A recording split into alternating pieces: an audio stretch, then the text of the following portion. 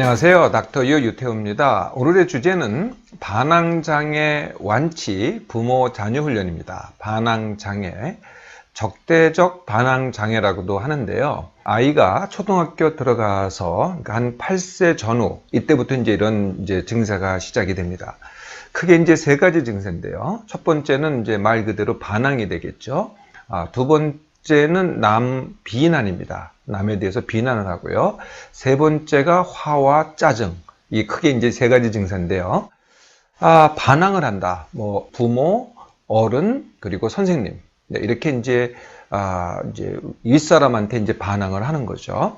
그래서 이 반항하는 태도를 갖거나 반항하는 행동을 하고요. 이 말싸움을 합니다. 그리고 어떤 제안을 하거나 또는 요구를 하거나 지시를 하잖아요. 그러면은 완강하게 이거를 갖다가 거절하는 거죠. 이렇게 반항을 합니다. 두 번째는요, 남을 비난하는데요. 고의적으로 남을 괴롭히거나 약을 올립니다. 그리고 남 탓을 많이 하죠. 다 남이 잘못한 겁니다. 세 번째는 화와 짜증을 잘 내요. 그러니까 성질을 낸다 그러죠. 성질을 참 잘 내는 거죠. 그리고 이렇게 복수심에 차 있다든지 분노에 차 있다든지 앙심을 품습니다. 이런 증세를 갖고 있는 거죠. 처음에는요, 엄마한테만 그래요. 그러다가 부모한테 그러고 조금 더 나아가면 밖에 나가서 다른 어른들한테 그러고 그다음에 선생님한테 그러죠.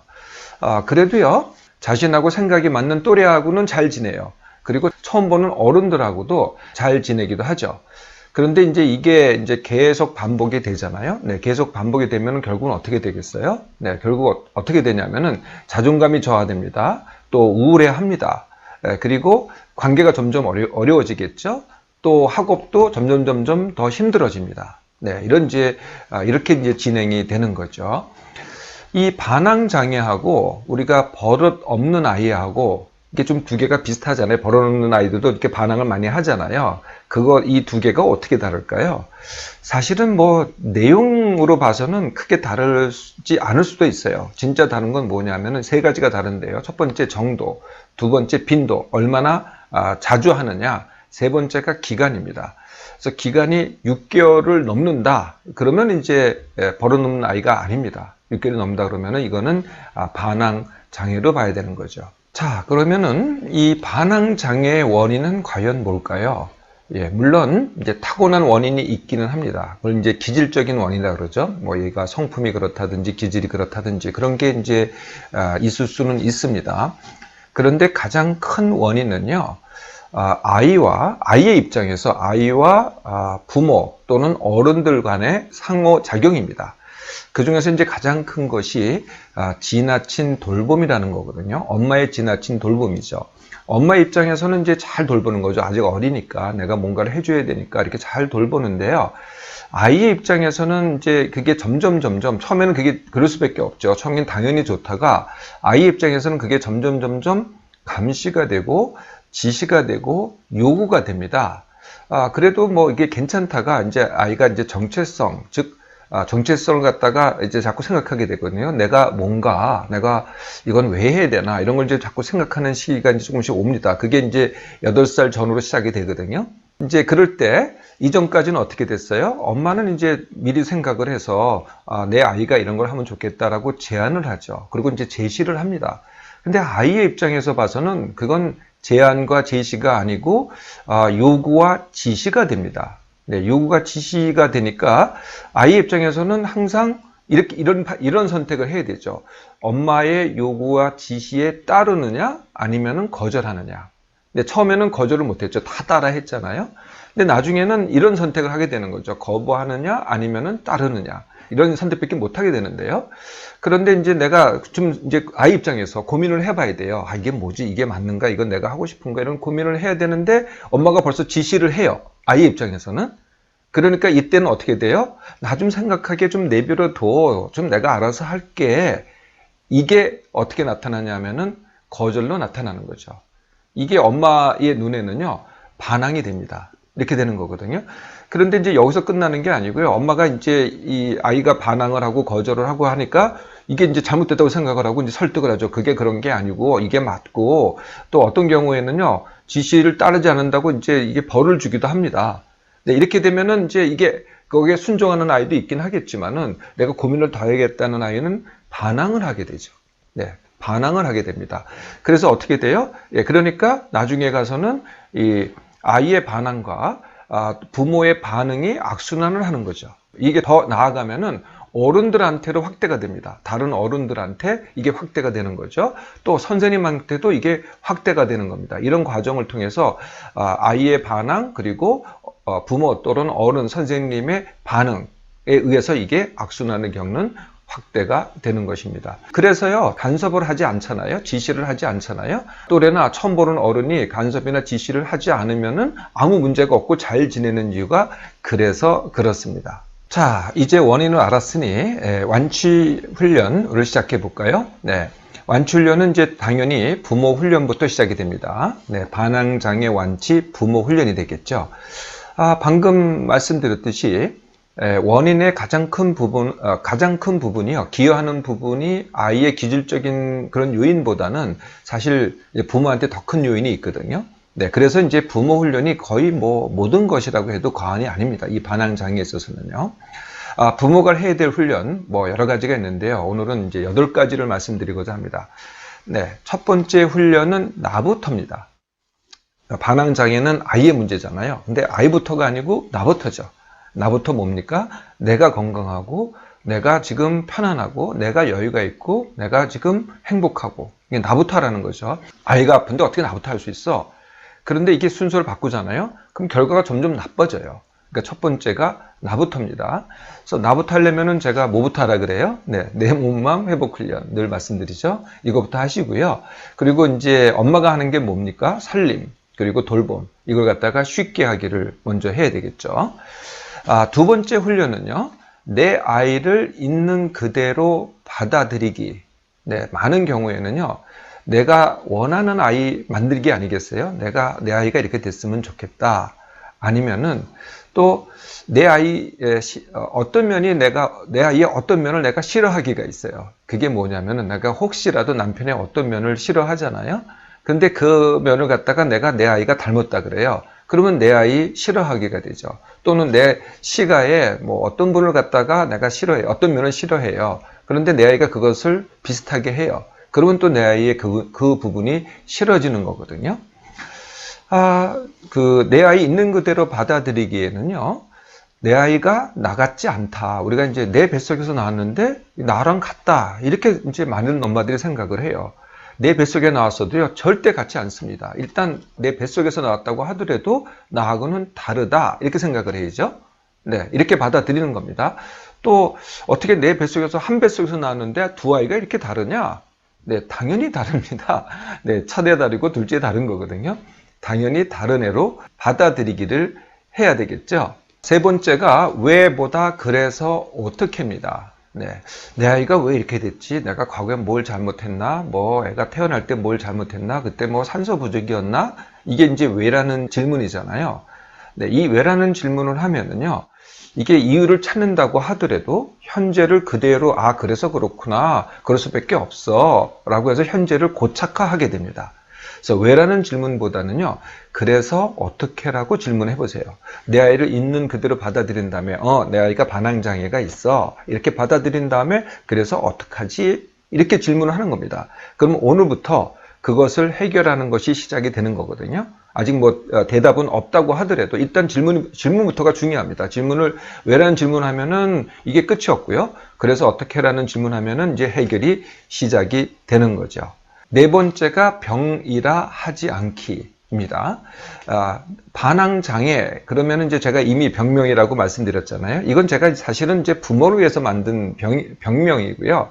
아이가 오면은요, 절대로 저는 병명으로 얘기를 하지 않습니다. 이 병으로 생각하면은요, 어떻게 되냐면은, 네, 이게 아이한테만 문제가 있다, 이렇게 되는 거죠. 아이가 뭐 뇌가 잘못됐다든지, 아이가 뭐 과거에 무슨 일을 겪어서 그렇게 됐다든지, 하여튼 아이한테 문제가 있다, 이렇게 되는 거죠. 예, 그렇게 되면은 이제는 아이한테 병이 있으니까 엄마의 책임은 이제 벗어나는 겁니다. 이건 엄마가 어떻게 해결할 수 있는 문제가 아니고, 부모가 어떻게 할 수 있는 문제가 아니라, 이거는 뭐 의사가 어떻게 해야 되거나 아니면은 다른 치료자가 어떻게 해야 되겠죠. 검사를 해서 병의 원인을 밝히고 진단을 하고 뭐 약을 주든지 해서 이렇게 이제 이 문제를 해결하는 권한이 나한테서 의료진으로 위임이 되는 거죠. 네. 예, 이렇게 되면은요, 어떻게 되냐면은, 이제 아이한테는 네, 병의 낙인화가 됩니다. 나 병이 있어. 이렇게 되는 거죠. 네, 부모한테도 이제 책임 전가가 되는 거고요. 아이한테는 이제 낙인화가 돼서 낙인화가 되면은 이게 고착화. 나는 병 때문에 그래. 라고 오히려 이제 내가 하는 행동을 갖다가 정당화하게 된다는 거죠. 다섯 번째는요, 문제 최소 반응입니다. 문제는 아이의 반항 또는 뭐, 화와 짜증, 그리고 뭐 남탓 이런 거 아니겠어요? 네, 이것을 이제 가르치려고 합니다.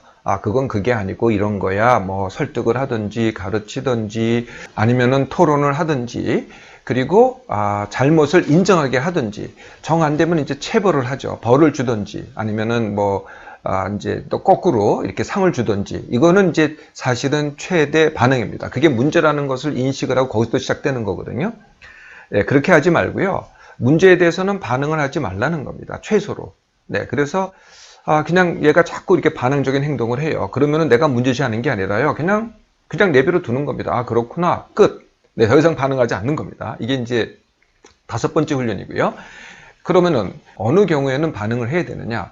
네, 그 반대로 변화가 있을 때는 최대 반응을 하는 겁니다. 조금이라도 지금 현재의 문제는 그대로 놔두고요. 태도나 행동이나 뭐 제안에 거부하는 거나 다 그대로 놔두고요. 그거를 그렇게 하지 않았을 때, 행동으로 했을 때, 아니면 말이라도 그렇게 했을 때, 아니면은 태도라도 좀 다르게 했을 때는 조그만 변화라고 하더라도 크게 반응을 하는 거죠. 네가 그렇게 했네. 네가 그렇게 했네. 이렇게. 마치요. 깐난 아기가 뭐 예를 들면은 앉기만 해도 우리가 그냥 박장대소하고 잘했다 그러지 않아요? 네, 이 똑같은 방법입니다. 변화에는 최대로 반응을 하라는 거죠. 네, 일곱 번째는요, 요구가 있잖아요. 아이가 뭘 해달라. 거꾸로 내가 요구를 하는데 내 아이가 거부하는 거고요. 반항은요. 거꾸로 아이가 요구를 하잖아요. 나한테 뭘 해달라든지 뭘 사달라든지 이렇게 요구를 하잖아요. 그러면은 일관되게 둘 중에 하나를 하는 겁니다. yes, no. 네. 예, 많은 경우에는 내가 yes, no를 하지 않고요. 그거는 그렇게 하지 마라고 거꾸로 내가 요구를 합니다. 그렇게 하는 게 아니고 이렇게 해. 이거는 요구가 되죠. 거꾸로 내가 요구를 하잖아요. 그럼 또 이게 또 반박이 들어옵니다. 이게 안 끝나거든요. 그래서 그렇게 하지 마시고요. 내가 일관되게 yes, no를 하시라는 겁니다. 요구에 대해서는. 자, 마지막이 이제 여덟 번째인데요. 이거는 제가 늘 말씀드리는 교육의 방법입니다. 교육의 방법은 뭐냐면은 교육 기회를 제공하는 것. 이거는 이제 아이는 할 수가 없죠. 내 아이는 할 수가 없는데 이건 부모만이 할 수 있는 겁니다. 부모가 여러 가지 교육 기회를 갖다가 제공을 합니다. 그런데 한 번에요. 하나만 제공하는 게 아니라 하나를 제공을 해서 이런 게 있는데 할래? 안 해도 돼. 이거는 이제 아이의 입장에서는 이거는 하라는 얘기거든요. 네, 그래서 하나만 주지 말고요. 꼭 2개 이상을 제공을 하고요. 2개 이상 있을 때 마지막 번째, 세 번째는 안 해도 돼. 이게 반드시 들어가야 됩니다. 그리고 또 중요한 거는요. 엄마가 미리 나는 얘가 이걸 했으면 좋겠는데, 뭐 2개라고 한다면 A, B 중에서 A를 했으면 좋겠는데, 또는 B를 했으면 좋겠는데, 둘 중에 아무거나 했으면 좋겠는데, 이런 마음을 갖지 말라는 거죠. 이 3개가 다 엄마 자신한테는 다 해도 괜찮다라고 받아들이고서 제안을 주라는 거죠.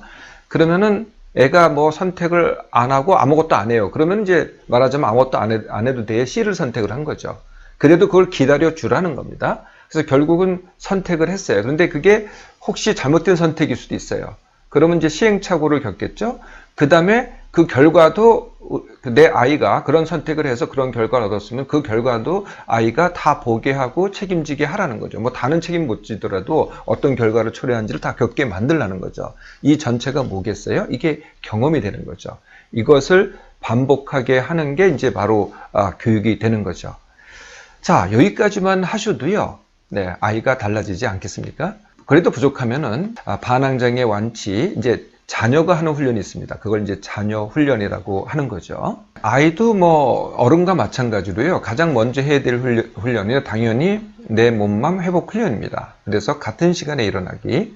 같은 시간에 잠자기가 아닙니다. 이거는 이제 정말 바꾸셔야 돼요. 앞으로는 꼭 일찍 자라, 시간 맞춰 자라, 이거 하지 마시고요. 항상 하나만 강조하세요. 같은 시간에 일어나라. 그리고 같은 시간에 밥 먹어라. 요것만 강조하시면 됩니다. 이게 이제 첫 번째 자녀가 해야 될 훈련이고요. 두 번째는 나하고 다른 받아들이기입니다. 네, 이제 우리가 이제 학교 가고 뭐 선생님하고 얘기 듣고 이런 과정에서 타인이 나하고 다르다는 거를 갖다 점점 인식하게 되거든요. 그거를 이제 강조를 하는 거죠. 나하고 다름, 누구도 나하고 같지 않다를 갖다가 내가 받아들이는 연습을 하잖아요, 자녀가. 그러면은 희한하게도 이게 다름에서 시작하면은 이게 같음이 보입니다. 근데 같음에서 시작하면 나하고 다 같다 그러면은 점점 나하고 다른 것만 눈에 띄거든요. 그럼 자꾸 실망을 하는 거죠. 이게 이제 두 번째 훈련이 되겠고요. 세 번째가 원하는 것에 집중하기, 그리고 쉽게 하기입니다.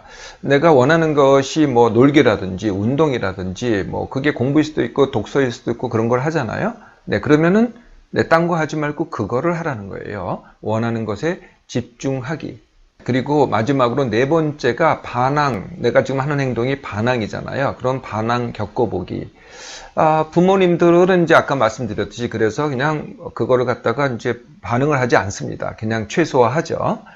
그런데요, 밖에 나가서 반항을 해보세요. 뭐 선생님한테 반항을 하든지 어른한테 반응하잖아요. 그러면 이제 반드시 어떠한 반응이 있죠. 그거를 이제 스스로 겪게 만드는 겁니다. 스스로 겪어보는 거거든요. 그리고 그 결과도 이제 본인이 책임지는 거죠. 부모가 거기에 책임지지 않을 테니까, 다 겪게 할 테니까 스스로 겪어보는 거거든요. 그렇게 겪어보면은요, 결국은 내가 반항하는 거 말고 내가 좀 다르게 할 수 있는 게 뭔가, 이거를 이제 생각해 보게 되는 거죠. 이걸 겪어봐야만 생각을 하는 겁니다. 이런 과정을 거쳐서 자녀가 스스로 훈련해 가는 것입니다. 자, 반항하는 아이. 다시 말해서 내 아이가 내 말을 안 듣기 시작하잖아요. 이것이 바로 내 아이가 자신의 정체성을 시작했다는 증거입니다.